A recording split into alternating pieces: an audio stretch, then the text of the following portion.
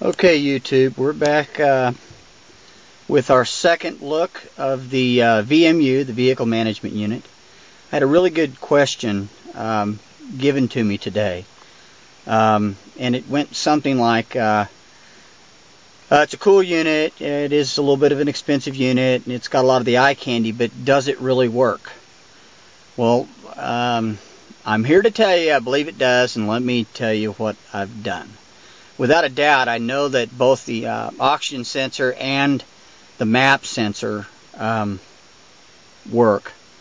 And I can offset both of those, and I can visually tell on my scanner. And it's showing error, but I've got the key off.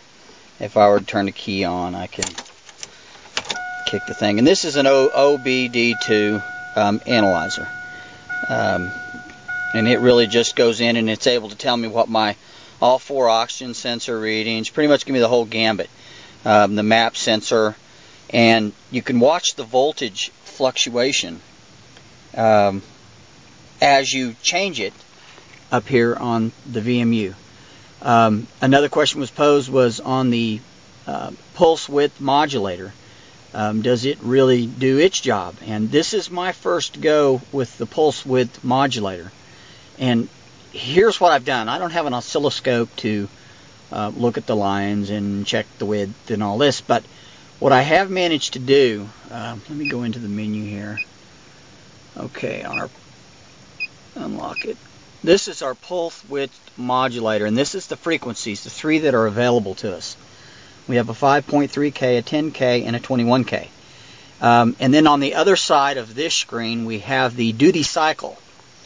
And what I found, I have to get the duty cycle up to about 25% before my generator will even begin to create a bubble. And what I've noticed at a 25% duty cycle, out of the three frequencies that we have to choose from, the 5.3K, the 10K, or the 21K, 5.3K generates more hydrogen, and that goes at any of the tests that I've done, no matter what test I have tried to perform, and the increase in the duty cycle, which increases the voltage, 5.3K seems to generate a lot more than any of the others. And that's the frequency I've selected. I've got a duty cycle that I have done. I've run it down all the way to 0. And what I found, guys, was when I run this down to 0, you get absolutely nothing. And I have to literally run this up to about 25% before I can get it to generate any hydrogen. And what I found is about at 70%, that seems to be about the area that generates the most bang for the buck. I don't seem to get any increase over somewhere between 65 and 70%. So I guess that would answer, does it in fact work? I mean, it does. And I do know that the sensor controls work. I haven't tried the Smart Adjust feature, but I'm waiting to get the temperature probe, and it will base a lot of the functions on the cell temperature to try to generate the maximum amount of hydrogen. There will also be an upgrade that will tie this into your OBD2, and it will use the vehicle speed sensor and a few other functions within the OBD2 that will enable us to even do more as far as being able to generate the maximum amount and even govern it, regulate it at different RPMs and road conditions. So this is our second view. Guys, I'm just very impressed with this unit thus far. There have been a few bugs. I've had a few trouble codes. Well, one trouble code that keeps coming up.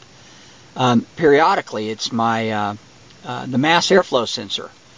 And we're not tied into that circuit, so I'm really not sure why all of a sudden that began to rear its head. One of you had wrote in saying, well, maybe it's defective. That's possible. You know, I believe in Murphy's Law. However, I just also believe in the law of probability and statistics. And I think the odds of this rearing its head right when I went and installed the VMU was probably a little bit too coincidental for me. That being said, this is our second view, guys. More tests to follow. At this point, I'm just trying to dial it in. For instance, with the offset that's available to us for the oxygen sensor, it gives us up to a 500 millivolt offset. Well, I found out you want to start at the very small end, because I was getting a tremendous amount of ping and pre-ignition. I wasn't really aware that we would have the potential ability to lean down the injectors as much as we've been able to do. And ditto with the map sensor. It's very sensitive. And I thought a good starting point would be mid to the upper end of the scale, and I was going the wrong way, guys. So I'll keep you posted. I'm really anxious to get the temperature probes in and to see exactly what they have in store for us as far as being able to tie this into the OBD2. So as far as is it just eye candy? Absolutely not, guys. This is, in fact, the real deal. I'm signing out for now. Peace. Talk soon. Bye.